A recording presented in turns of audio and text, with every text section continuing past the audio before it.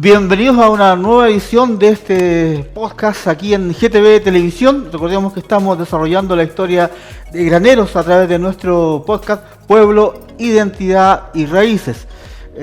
Antes de comenzar con la temática del día de hoy, los invitamos a revisar las plataformas de GTV Televisión. Ahí en Facebook pueden encontrar los capítulos anteriores y para ir poniéndose, digamos, al tanto de lo que hemos ido avanzando en los capítulos anteriores. La semana pasada alcanzamos a hablar junto a Daniel de lo que era los inicios probablemente de la comuna de Graneros y habíamos llegado hasta lo que era la expulsión de los jesuitas, eso en 1767. Daniel, ¿qué tal? Sí, mucho gusto, Rodrigo, buenos días de nuevo. Sí, hablamos de los jesuitas y su expulsión, y antes de seguir con la historia para llegar al siglo XIX, queremos repasar algunas partes, porque obviamente ahora durante el invierno, todos hemos visto ese tractor que está limpiando el canal en la ruta H. Sí. Y eso nos hace pensar algunas cosas. Primero, recordamos que la ruta H es el camino de la Inca, un camino precolombino que estaba antes que lleguen los españoles. Cuando llegan los españoles, ellos utilizan este mismo camino y este camino lo usan durante todo el tiempo colonial. Entonces, si alguien quiso viajar de Santiago al sur, tenía que pasar por este camino. Pero también cuando los jesuitas armaron su hacienda, ellos decidieron que todo el terreno que va al oeste de este camino, donde hoy en día supongamos está la población, condominio Villa Camino Real, donde está la Socovesa, donde está la Rafael Carvalho, Sagrada Familia, ¿sí? Las Mercedes, toda esa parte iba a ser para los ganados. Y el nombre de este lugar era Rinconada de las Vacas, o Rinconada de Codegua. Pero cuando estamos leyendo los registros que nos dejaron el jesuita Francisco Medina, cuando era administrador de la hacienda, nos dio algunos datos interesantes ahí. Primero, que ellos para controlar los animales, porque no quisieran que salieran a su huertas de trigo, cosas así, pusieron una estacada como un muro de palos de árboles desde lo que es Callejones hasta casi llegar a Chancón. Entonces, si nosotros fuimos a pasar por la ruta H en ese tiempo, donde estaba el tractor limpiando el canal, justo arriba del canal ahí habría sido un muro de madera. Y cada año el jesuita estaba hablando, tuvo que reparar el muro porque se me rompió algunos árboles. Claro, para que no se escaparan los animales. Sí. Y también vimos en el año 1758, él dice ya, voy a poner una división en esta rinconada que vimos aquí atrás. Entonces él armó una rinconada, la parte de arriba del mapa que no se ve en este momento. Él hizo una división que es la calle Santa Julia. Entonces ahí puso una zanja que iba para dividir el sector en dos partes, que se ve justo donde está el X allá arriba en el sector, y ese era para poner al lado norte, donde están las higueras, las yeguas, y al lado sur, que es la Merced, la Cuartijuela, todos esos sectores, iba a poner las vacas. Entonces él describe esa división y obviamente todos los costos asociados con la construcción de esa nueva zanja que estaba poniendo, pero también él habla de lo que hicieron al otro lado, que era en el potrero del Peumo, que está arriba donde hoy en día es el Hotel La Leonera, y arriba de ahí donde puso dos corrales de piedra. Uno donde hoy día está en el quebrado Bolsón, sí, y otro que es el río Codegua bien arriba, donde además hizo una casa de piedra. Y eso era todo para ayudar al trabajo que tenían los arrieros, que eran parte de la labor que tenía la hacienda, porque tenían 6,000 vacas, 2,000 yeguas, casi 2,000 cabritos, más ovejas. Para que entiendan un poco el proceso de lo que menciona Daniel, nuestras personas que nos están viendo, los siglos recién aparecen durante el siglo XIX, durante el siglo XVII y XVIII había complicaciones para alimentar al ganado porque no había dónde juntar entonces, o mantener algún tipo de alimento durante el invierno. Entonces por eso se desarrollan, como tú bien dices, los arrieros, están las invernadas y las veranadas, donde se hace, digamos, se transporta el ganado buscando pasto fresco para su alimentación. Entonces había un proceso que significaba entonces en dos periodos, digamos, del año, poder trasladar los animales para que tuvieran forraje de forma natural, antes de la creación de los silos, digamos, que fue una técnica que vino de Norteamérica. Sí, no, y también hablan a veces como llévanlo allá en las higueras o la soledad o India, suben los animales de la cordillera y muchas veces lo dejan allá todo el año. Sí. Y dicen, yo creo que hay esta cantidad allá arriba, pero no saben, porque no han mandado arriba los arrieros para contarlos, para llevarlos de vuelta. Y ahí cuando los llevan de vuelta, tienen algunos corrales que estaban puestos, ahí donde están las higueras hoy en día, para poder contarlos. Pero también describen como cuando hacen potreros, por ejemplo, de todo el trabajo que era necesario para sacar los espinales. Como esos arbustos llenos de espinas que se ven en todo el campo, ellos tenían que sacar eso para poder hacer lugares para que pueda crecer el pasto, para poder poner el ganado ahí. Entonces ellos describen todos esos trabajos, también obviamente la canalización de los quebradas para poder controlar la agua que bajaba de la cordillera, y era un trabajo muy duro que hicieron aquí los jesuitas, y eran muy buenos, pero también ganaron bastante dinero, bastante recursos, vendiendo tanto sus productos, tanto de los animales como del trigo, a Santiago y Valparaíso.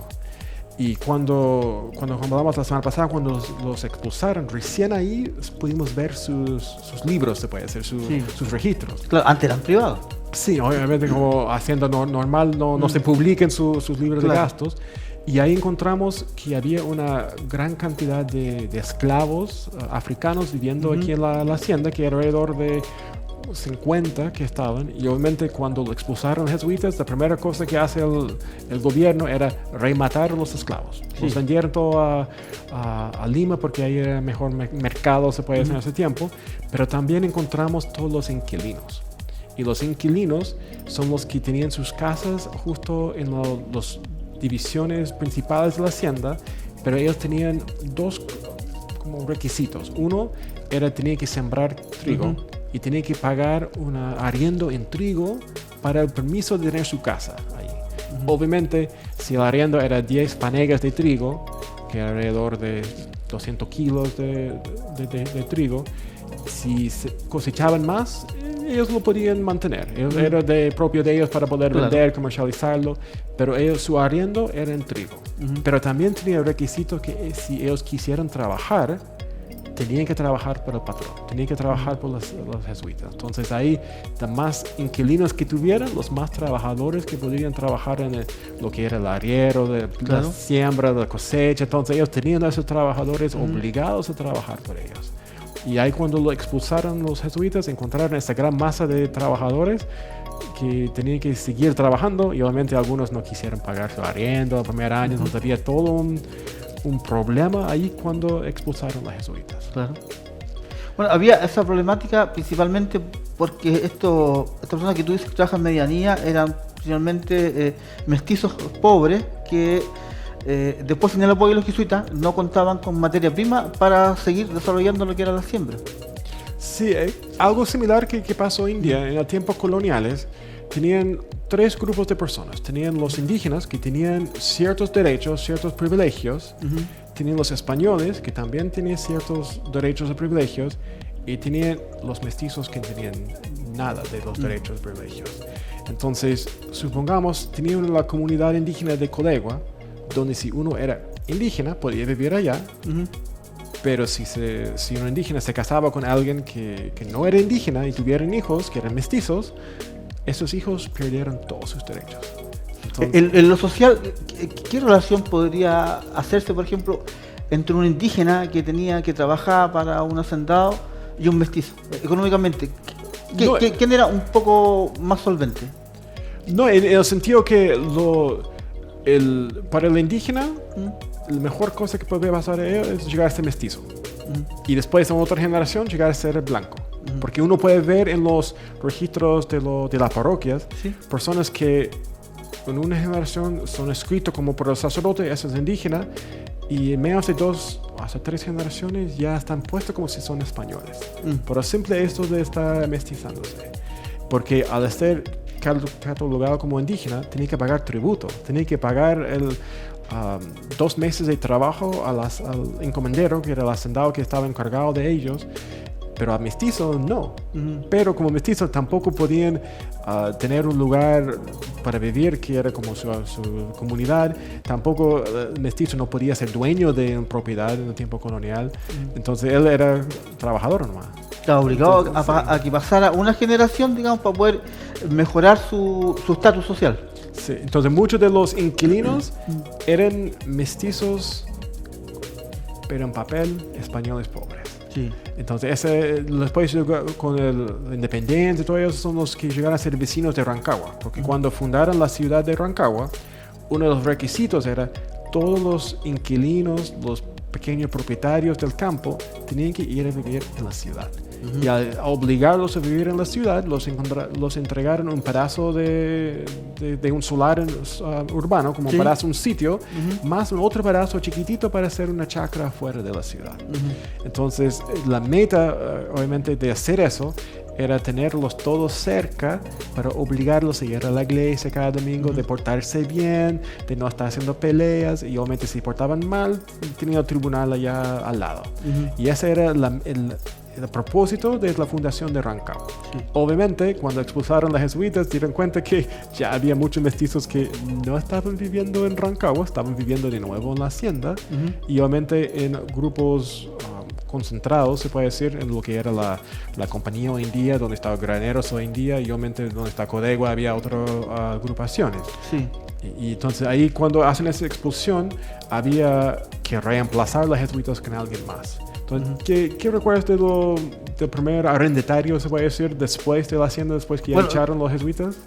Claro, después, digamos, de la expulsión de los jesuitas que se desarrolló en agosto de 1767, vinieron los milicianos. Recordamos que vino con las primeras luces del día los milicianos desde Rancagua, con una orden que tenían hace meses de expulsar a los jesuitas.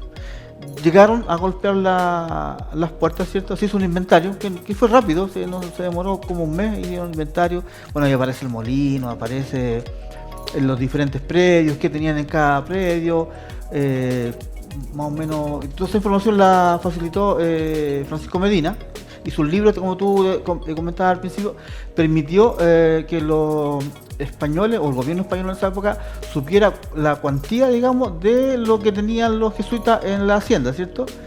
Después de eso, la hacienda la toma una agrupación, digamos, a la que se le encomienda el arriendo o venta de la propiedad, ¿cierto? Ahí está, digamos, la junta de temporalidades, ¿cierto? Esa junta de temporalidades, entonces, lo primero que hace es poner en arriendo, mientras buscan nuevos propietarios, donde se hace mientras se prepara un remate, mientras se tiene claridad de lo que hay. Y uno de los primeros arrendadores, digamos, ahora podemos hablar ya abiertamente de Hacienda a la compañía, ¿cierto? Porque ya los jesuitas ya dejan la hacienda, y de ahí queda entonces el nombre de Hacienda de la compañía, que antes era conocida como Hacienda Rancagua. El primer arrendatario que tuvo la hacienda de la compañía, y no me estoy refiriendo a Villa La Compañía, o sea, la hacienda de la compañía es todo lo que hoy día conocemos como el valle del cono norte de la región de O'Higgins. No estoy hablando de la compañía. Quiero hacer esa diferencia para que no se malentienda. La hacienda de la compañía, sabemos que partía en el estero La Cadena y terminaba en el estero Codegua, de cordillera a cordillera. Estamos hablando son como 100.000 de montaña, y son como 10.000 de plano, si no me equivoco. Esas más o menos eran las dimensiones que tenía la hacienda. Volviendo a lo mismo, el primer arrendador fue un colono irlandés de nombre Miguel O'Ryan, que pagaba alrededor de 6.000 pesos la época anual por el arriendo. 6.000 pesos en esa época probablemente ascendía a 6 millones de pesos, probablemente, digamos, una cifra más o menos parecida, pero no era una cifra menor. Sí, no, hay que pensar que 6.000 pesos habría sido el salario más, como 2 veces el salario del gobernador. Como era un monto bastante alto, pero él tenía contratos de abastecer al ejército en Valdivia. Sí. Él tenía otros contratos con... ¿Tenía algunos emprendimientos? Sí, no, él necesitaba la hacienda para poder generar los recursos, para poder enviar la harina, todo lo que necesitaba el ejército allá en Valdivia, que era parte de la guarnición normal del ejército español. Pero también él encontró el mismo problema que todos los arrendatarios de las haciendas jesuitas, que cuando él arrendó la hacienda, ya no estaban los trabajadores africanos. Exactamente. Entonces él encontró que no tenía la mano de obra que tenían los jesuitas, entonces era imposible mantener el mismo nivel de producción. Y tenía un segundo problema, problemas de agua. Sí, no, ahí obviamente los vecinos que estaban en la estancilla, los vecinos que estaban en Codegua, todo, no respetaban los derechos de agua que tenían los jesuitas, porque al sacar los jesuitas llevaron todos sus libros. Entonces los acuerdos que había sobre el uso del agua, los caminos, el acceso a la cordillera, todo eso desaparecieron porque estaban los documentos que llevaron los oficiales, porque llevaron los documentos pensando que había como notas de crédito y cosas así metidas en los documentos, entonces llevaban todo para ver si había recursos. Y entonces ahí perdió eso, entonces ahí él tuvo muchos problemas de poder administrar la hacienda durante los años que él lo tenía de forma de arriendo. Cuando toma la hacienda Maestro Teodoro Zambrano, estoy pasando varios años ya. O sea, originalmente el arriendo iba a ser por 3 y terminó siendo de 4 años. Fue de 1767 hasta 1771 cuando se pudo ya finalmente hacer el remate. Nos vamos a hablar todavía sobre el remate, pero podemos comentar, digamos, que Mateo Teodoro Zambrano encontró predios que estaban literalmente botados, que O'Ryan los dejó, no lo ocupaba, ni siquiera como estaban secos, ni siquiera servían para pastoreo, porque no tenía agua, no tenía mano de obra. Entonces los niveles de producción que llegaron a tener los jesuitas cuando estuvo bajo el arriendo de Miguel O'Ryan bajaron bajo el 50%. Sí, por ejemplo, las quejas principales que tenía Teodoro Zambrano era allá lo que está en la compañía hoy en día, había una viña. Y los jesuitas trabajaron en la viña durante varios años construyéndolo, sacando los arbustos, espinales, aplanándolo. Tenían una viña de varias mil plantas que producían vino que ellos necesitaban para hacer su actividad religiosa, pero también abastecían todo lo que era Codegua y la misma hacienda. Entonces, cuando el Teodoro Zambrano hizo el remate, compró la hacienda, obviamente cada ítem dentro de la hacienda tiene un valor. Entonces la viña tenía un valor específico. Entonces él llega, ve la viña y estaba lleno de arbustos, estaba todos los parrones en el suelo, no lo habían cosechado en varios años y estaba como, eso no vale lo que yo pagué por esta viña. Entonces empezó a generar reclamos. El inventario también de animales bajó y Mateo Zambrano lo que decía es que probablemente, bueno, O'Ryan decía que se había enfermado. Mateo Zambrano decía, te los comiste. O sea, esa fue una de las pugnas. Sí. No, y justo también en el Archivo Nacional encontramos unos pleitos que eran de Picarquín, como un poco más al norte, donde los arrieros que trabajaban en la hacienda de Picarquín salían de Picarquín para robar vacas del Candelaria y de la Leonera, de los jesuitas, o después de los jesuitas cuando estaban Teodoro Zambrano. Entonces había todo un relato de esos arrieros de una hacienda robando vacas de otras haciendas y matándolos, sacando los cueros y la carne y todo escondido en la cordillera. Parece, no hemos visto las vacas perdidas. Y era parte normal, entonces él obviamente decía que había un robo, se puede decir. Pero si miramos lo que es la remate, cuando tuvieron que rematar la hacienda, era porque la Junta de Temporalidades, que era el encargado de administrar todas las propiedades de los jesuitas, decían ya, necesitamos terminar este proceso. No vamos a estar cobrando arriendos para siempre porque ya habían sacado los jesuitas, necesitaban esos recursos. Entonces dicen ya, vamos a rematar. Y obviamente la idea de hacer remate es ganar la mayor cantidad de dinero posible. Entonces utilizaron los inventarios del momento de la expulsión. Entonces ahí cuando hacen el inventario son una persona, o un grupo de 3 personas, mejor dicho, que van y dicen ya, esos son los productos que están en esa bodega o esa casa o ese potrero, y después ponen un valor. Y después suman el valor de todos los productos y ahí es el piso para empezar el remate. Y algunos de los remates nunca llegaron al piso, nunca llegaron al valor y tuvieron que venderlo por mucho más barato. Claro. Pero la hacienda Rancagua sí llegó a este valor porque tenían el mismo señor O'Ryan que aunque decía que la hacienda era muy mala, que estaba sin agua, todo eso, él quiso comprar la hacienda. Sí, solamente hizo quiso una comprar, oferta. Sí, quiso comprarlo más barato. Entonces, parte de su estrategia era decir que era muy malo para bajar el precio. Y después Arturo Zambrano, que ya tenía muchas otras haciendas, él ya era muy rico, entonces él necesitaba otra hacienda porque él también iba a abastecer los soldados en Valdivia. Entonces él quiso quitar ese trabajo. Mateo Zambrano tenía por lo menos 2 haciendas más, una que le regaló un tío, o bueno, como heredero en realidad, la obtuvo, que es la San Bernardo, que se llamaba Chuchunco, si no mal recuerdo, y tenía, de ahí el dicho de Chuchunco, y hay otra más también por ahí de Mateo Zambrano que está, me parece que más al sur, o en la quinta región. Sí, tiene otro para allá, por Alpue, en todos esos sectores para allá, pero su familia era... Y en los Andes. Eran bastante adinerados. Tiene un pariente que era el obispo de Concepción. Es un hermano que era parte de consejero de la realeza española. Y también él era corregidor de Santiago, que era maestro de campo, toda la milicia de Santiago. Sí. Entonces era un puesto no solamente honorífico, pero realmente como el juez supremo, se puede decir, de lo que era la ciudad de Santiago. Como miliciano, digamos, también tuvo los más altos cargos. Sí, el maestro de campo era lo más alto. Por esa razón, cuando hacen la junta de gobierno, él era la persona natural de tomar el puesto. No había nadie arriba de él a nivel local. Porque obviamente los oficiales de España no podían tomar este puesto, pero él era la persona más alto del nacimiento chileno que estaba en el gobierno en ese tiempo. Entonces él hace el remate. Entonces él hace una postura de dinero, y obviamente cuando hacen dicen voy a pagar tanto de pie, voy a pagar tanto cada año durante varios años. ¿Y cómo le fue con el remate? ¿Cómo? Mira, costó, hay una cosa curiosa primero, contar, digamos, que Mateo Zambrano era parte de esa junta de temporalidad, o sea, yo era la persona que remataba.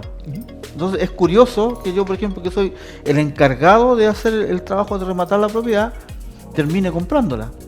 ¿Qué es lo que hace Mateo Zambrano? Digamos, informa a la Junta de Temporalidades que él quiere, que le interesa la propiedad y que se va a abstener de ser en ese momento parte de la Junta, se hace a un lado, digamos, de esa, y empieza, en un principio no ofrece, como tú bien dices, O'Ryan y otras personas comienzan ofertando. O'Ryan ofrece 80.000 pesos al contado, y la Junta de Temporalidades se toma una semana, un mes, y dice no nos satisface su propuesta, ¿cierto? Después Mateo Zambrano, sabiendo que la postura inicial era sobre los 100.000 pesos, hace una oferta de 90.000 pesos y dice yo la puedo pagar en cuota en 9 años, ¿cierto? 90.000. Entonces ahora mi pregunta es, ¿cuál era mejor oferta? ¿Al contado por 80.000 pesos o a 9 años por 90.000 pesos? Sí, finalmente, Mateo Zambrano termina adjudicándose en remate de la hacienda a la compañía, y ahí comienzan los problemas que se mencionaban. Había un inventario, el inventario hoy día está disponible en el archivo, no me acuerdo si en el archivo jesuita o en el archivo nacional, pero ahí son varias versiones. Son 3 legajos de más o menos 1500 páginas cada una, las he leído. Claro, algunas partes son ilegibles, muchas páginas no se entienden mucho. Los escribanos de la época, algunos se les entiende muy bien y otros escribanos, la verdad que no se les entiende mucho. Y de hecho, cuando uno comienza, digamos, a hacer lectura de documentación antigua de esa época, no entiende nada. Y con la práctica uno va como entendiendo, como que se va adaptando al tipo de escritura, y con la práctica uno, yo creo que te pasó lo mismo. Después ya como que entendías todo, pero al principio era súper difícil entender, digamos, el tipo de léxico, además que estamos hablando de un español antiguo, que tiene, o sea, es español, pero tiene muchísimas variaciones al español que hoy día hablamos. Entonces, no es tan fácil comprender al principio.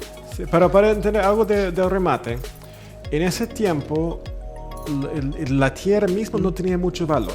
Entonces, la tierra está dividida en una medida que es una cuadra. Claro. Entonces, cuando pensamos una cuadra urbana, son similares a una cuadra en ese tiempo. Son 125 metros por 125 metros. Claro.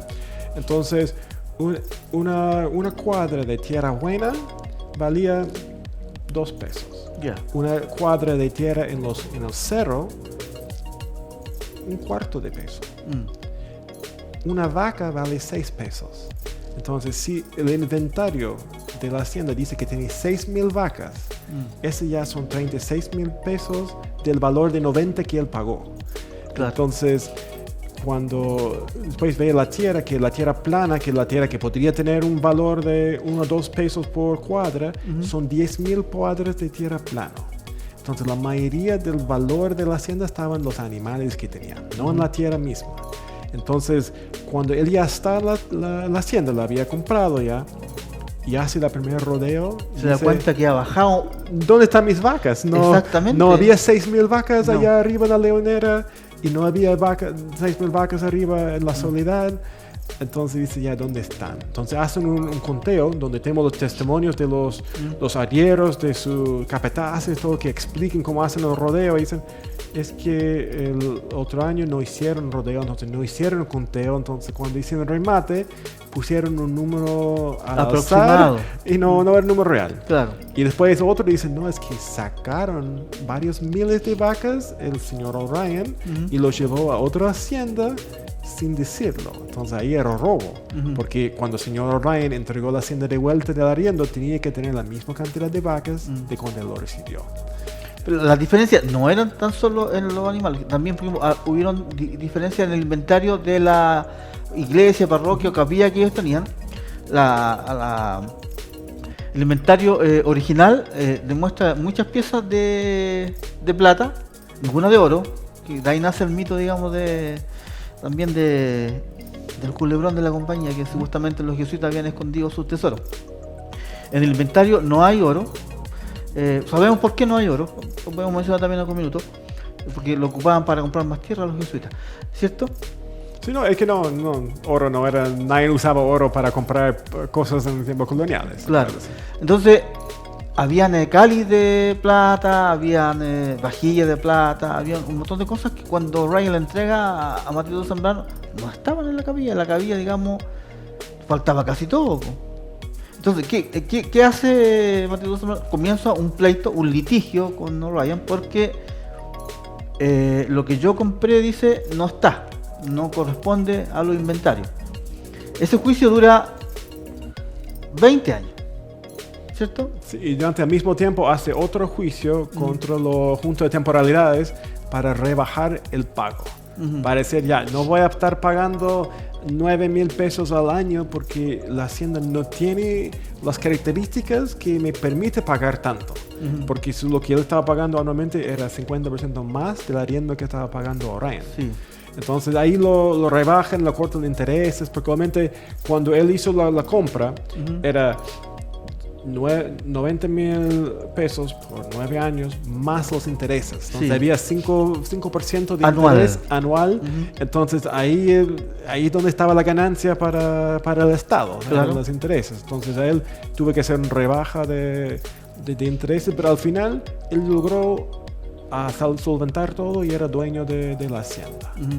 Y lo único caso de interés que tiene que ver con el tiempo de Toro Zambrano, porque obviamente no era dueño por tantos años, era que justo en el periodo cuando Ambrosio Higgins era el encargado de Chile, pasó un dictamen donde decía que los dueños de las haciendas que tenían las entradas a la cordillera podían ser dueños de la cordillera aun cuando no tenían título del mismo.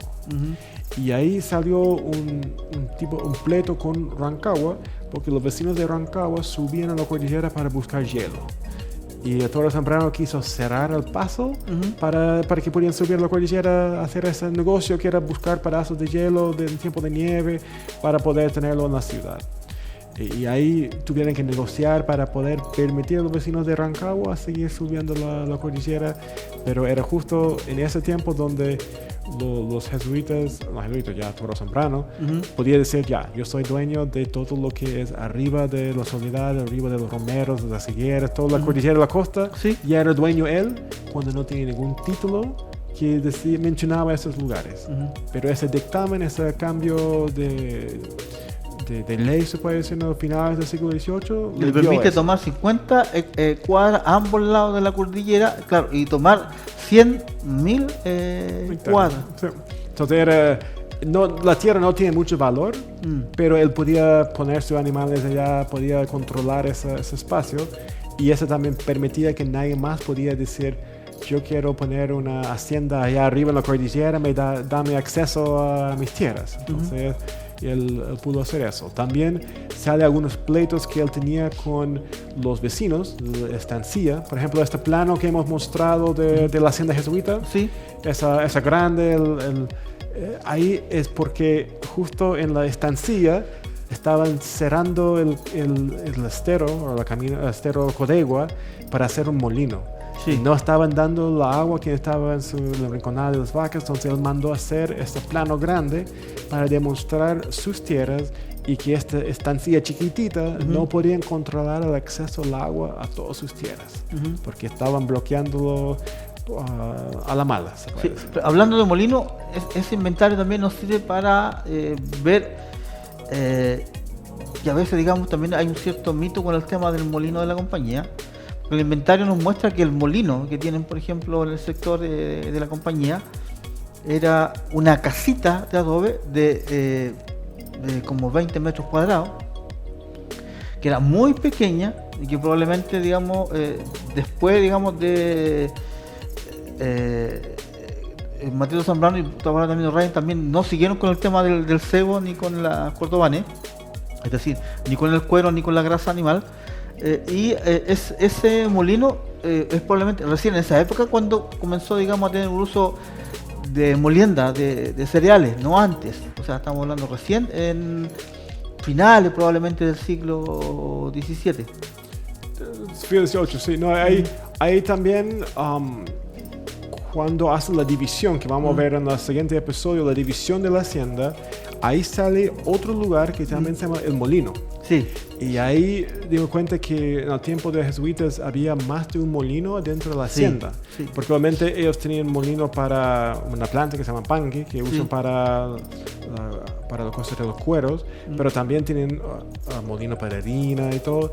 Y lo que sí podemos decir que el canal de agua que está en el molino de la compañía ahora no aparece en los planos coloniales. No está. Y hay información sobre la construcción de eso en la segunda mitad del siglo XIX, donde hay pleitos sobre quién quitó mi agua, cuándo se va a poner agua y si lo pueden pagar o no. Entonces, lo que puedo decir ahora es que tenemos el periodo con los jesuitas. Los expulsan porque los jesuitas respondían a Roma, al Papa, mientras que los demás autoridades católicas respondían al rey de España. Entonces el rey de España los echó todo de su territorio porque él temía por razones políticas que no eran leales a él, sino a Roma. Y bueno, habían también otras causas que podríamos señalar ya como la última temática de este capítulo. Bueno, tenían el poder económico que llegaban a tener. Recuerda que no solo se remató la hacienda de la compañía, en el país entiendo que eran alrededor de 10 haciendas. Más de 50. Pero las grandes eran 10, o 9 o 10 que eran y la más grande era la hacienda de la compañía. Claro, tenían muchísimas más propiedades, tenían colegios, tenían un montón, digamos, de propiedades en Santiago y en el centro y centro-sur del país, o sea, quinta región también. Tenían fábrica, digamos, de caolín, que significa la fábrica de loza. Tenían fábrica de elementos de greda también, o sea, los jesuitas tenían exportación de trigo, exportación de cuero, exportación de materia grasa, entonces poder económico tenían. Y lo que presumía también la monarquía española, que tenía, con esos recursos económicos, también cobraban o pagaban favores también a altos cargos administrativos de España en el país. Sí, aunque sí tenemos que tener claro que los jesuitas de Chile no hicieron nada para causar la expulsión, porque la expulsión era de todas las Américas. Sí. Eran los jesuitas más de México, de España mismo, de Portugal, que generaban más problemas, y los de Chile pagaron las consecuencias de las acciones de los demás. Sí. Entonces ahí a ser expulsados, solamente se fueron con sus ítems personales, sus cosas personales, su ropa, nada de plata, oro, nada así, y rematan la hacienda. Entonces ahora tenemos el Toro Zambrano. Entonces en el siguiente episodio vamos a ver la hacienda durante lo que es la guerra de independencia. Sí. Después vamos a ver la muerte de todo Zambrano, toda su familia y la división de la hacienda. Porque esa división que vamos a ver en el siguiente episodio es donde primero vamos a tener los nombres de lugares geográficos que hoy en día reconocemos. Sí. Y es lo que vamos a ver en la siguiente episodio. Los dejamos invitados entonces para el próximo capítulo de nuestro programa Pueblo, Identidad y Raíces. Estamos hablando de la historia de Graneros. Aún seguimos en la historia colonial. Los invitamos entonces al próximo capítulo a saber, digamos, qué pasa con Mateo de Toro Zambrano, cómo se comienza a dividir esta tremenda hacienda, qué pasa con la familia, quién se hace cargo, qué pasa cuando fallece los últimos nietos de Mateo Zambrano, cómo se comienza, digamos, a digregar esta gigantesca hacienda de 110 cuadras. Los dejamos invitados. Que estén muy bien.